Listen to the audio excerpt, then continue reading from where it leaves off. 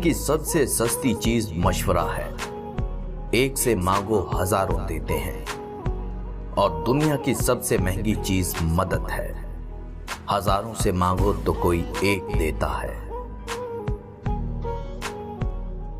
जिंदगी भी कितनी अजीब है, जो टेढ़ा है उसे छोड़ दिया जाता है और जो सीधा है उसे ठोक दिया जाता है।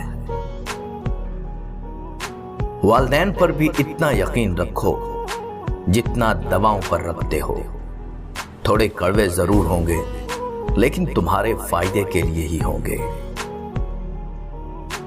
अकड़ तब तक चलती है जब तक पकड़ नहीं होती। इंसान की तमाम परेशानियां दो बातों की वजह से हैं।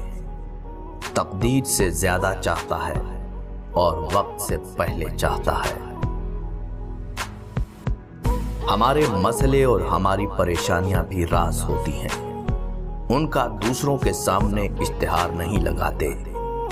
जो इंसान अपने आंसू दूसरों से साफ करवाता है वह खुद को बेइज्जत कर देता है और जो अपने आंसू खुद पूंछता है वो पहले से भी मजबूत बन जाता है। लफ्ज आप और तुम दोनों का मतलब एक ही होता है, पर इससे बोलने वाले की तरबियत का पता चलता है।